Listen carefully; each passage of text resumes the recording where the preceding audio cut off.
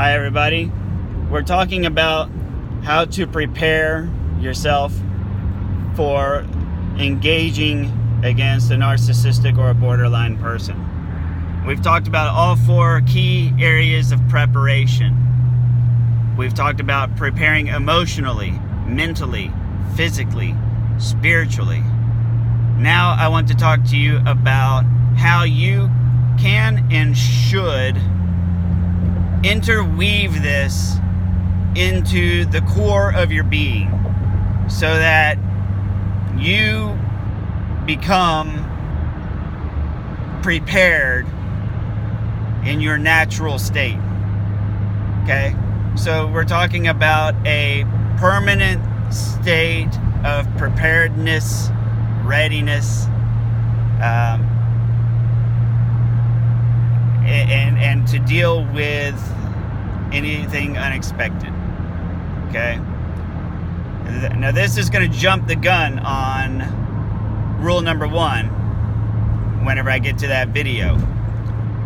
Rule number 1 is going to be to engage them on your own terms, right? Don't engage them on their terms. Sometimes, though, there are times where you get caught, you get surprised, and you can't run over to your personal Pentagon and construct a war plan.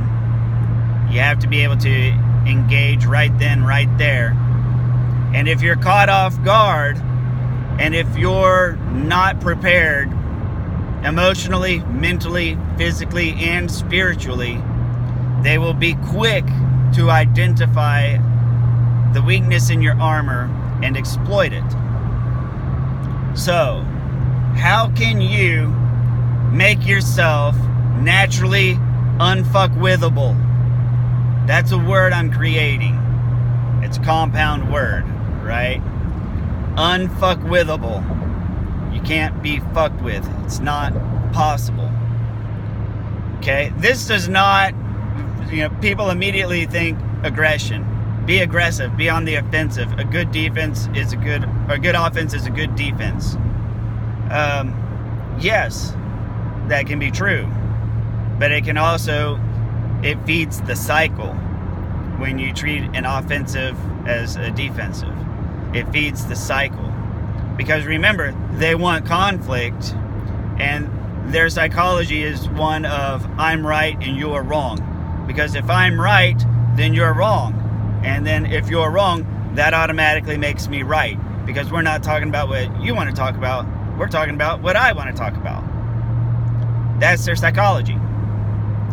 So how do you make yourself unfuckwithable if that's what they do, and if they catch you off guard, and especially if they're somebody that you have to see in the public domain?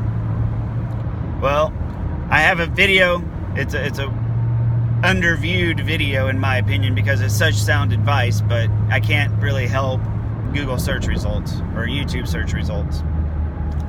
And that's 3 easy things to repel and keep toxic people out of your life. So there's 3 rules for keeping them out of your life. And these 3 rules do so much to build you back up from the inside out. It comes from within. And these 3 simple things, it's not the entire prescription package. But when you talk about results and the profundity of the results you get for the amount of effort involved, it's a really good ratio. So you want to look at this, the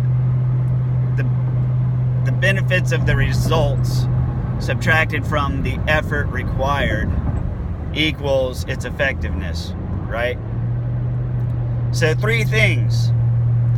Number 1, tell people no. This is by far the best way of keeping toxic people out of your lives, especially in the beginning when they first meet you and you're trying to figure out if this person's toxic or not. Just tell them no, because neurotypical people who are the undisordered, the normal, regular people, people can handle hearing no all the time. They say, oh, okay. Or give them a rain check, you know? Or you just say, I really just don't want to do that. I prefer to do something else. You know? When somebody comes to you with an offer or an invitation, and you say, I appreciate the offer, I'm not really into that, I prefer to do blank. Toxic people cannot handle that, but regular people can, because regular people are like, oh, okay, well, it's just not their thing, you know? However, a toxic person takes that as an attack. They take it as an insult. It grinds their ego, because it's like, really? You prefer to do rock climbing over buying me jewelry? Yes. I can't. You see, you see this a lot in political conversations where it's like, so what you're saying, God, that's another one. So what you're saying is, no. There's no better way to say, so there's no better way to actually say something like, so I can't wrap my head. Sorry, it's too early in the morning. Anyways, you know what I'm talking about. So yeah, say no to people. That's one. Number two, be the invitation giver. If you're codependent, a big clue for you. How often do you extend invitations for people to go do something? If you're a guy, it almost always involves asking girls out on dates, okay? If you're a married guy, it usually involves football, not dates. If you're a girl, then, I mean, that's the girls' nights out, or hobbies, shopping, clothing shopping, that kind of stuff.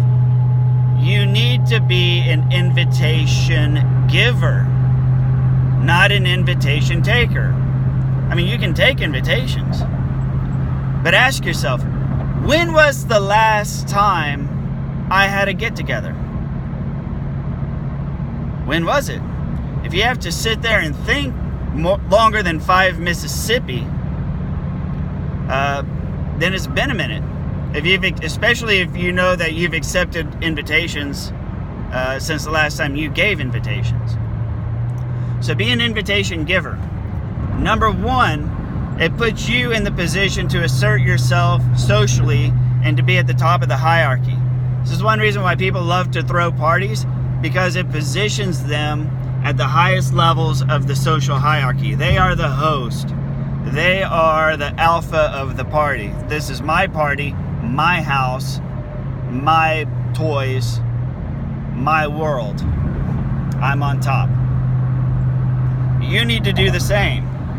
Why? Because people who are toxic cannot handle being lower down in the food chain. They don't like it. What you'll see, so this is always a good recommendation. Buy a pay-per-view event. It can be a fight. It can be anything you're uninterested in. It's just pay-per-view.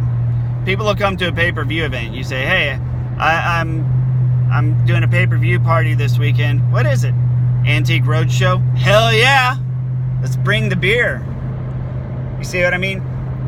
You buy a pay-per-view, whatever that could be, and have people come over and be the host.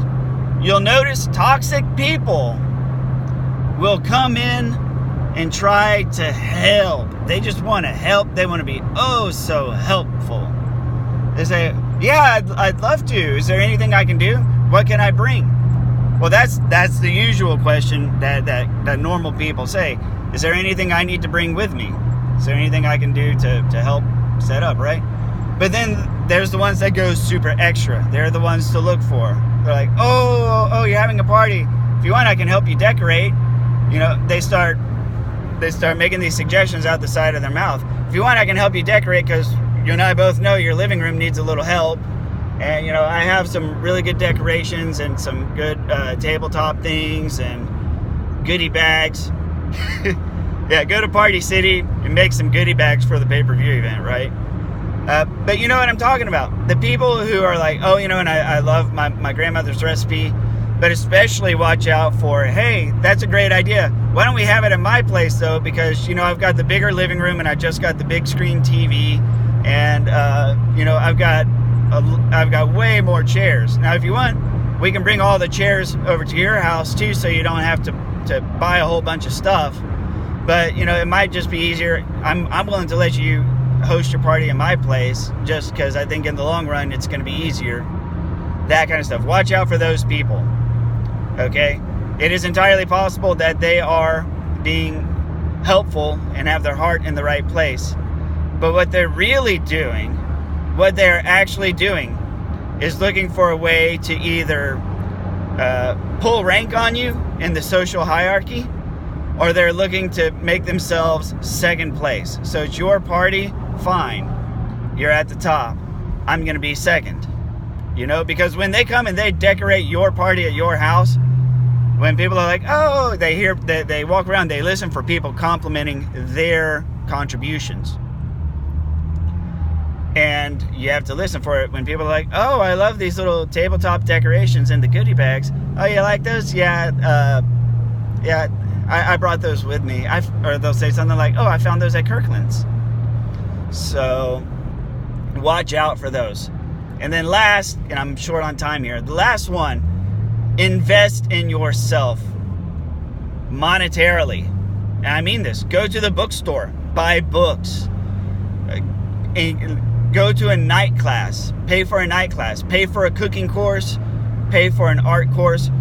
Do that dumb shit where you pay and you drink wine and you paint.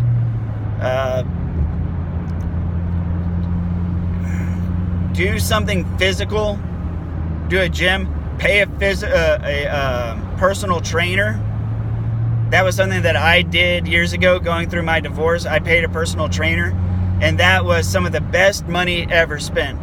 Because, as you can tell, I'm still kind of skinny fat. I never really got any muscle mass. But what it did is it forced me to go to the gym. It forced me to have an outlet. It forced me to physically express and to physically get all the frustration out. Paying a personal trainer is a very, very, very good idea. Or you can take it one step further. Activities with monthly contracts are perfect. They're ideal because you're now locked in for a year and you're obligated contractually. One of my all-time favorite recommendations is jiu-jitsu because it does so many things for you mentally, physically, and emotionally. A lot of people get turned off by martial arts because they think you have to be like the judo chop, chop, chop kind of thing, and that if you don't eventually learn how to do a roundhouse like Chuck Norris, then you're a failure. I think the majority of people stay away from martial arts for the fear of the day they have to start trying to do the roundhouse. You know, that's my unofficial theory after 3 seconds of thought. You don't have to do those. Jiu-jitsu is totally different. It's grappling, it's wrestling. It is very, very interpersonal because it's things like submission holds, choke holds. It's like, hi, welcome to jiu-jitsu. This is your first day? Great. Here's Bob. Bob's going to choke you out. Make sure you tap out before you lose consciousness. Right? And you're like, oh, that's kind of intense, but hear me out. It puts you immediately in situations where you have to place trust in others, and others have to place trust in you. Not only that, but it also allows the physical expression of frustration. It works on you spiritually, it wakes you up mentally, and it is so good all around. So these 3 things: say no to people, be an invitation giver, and then invest in yourself. Do something weekly that really builds you up from the inside. And if it involves a contract, that's even better. Thank you very much. Coming up next, we're going to start the rules of engagement.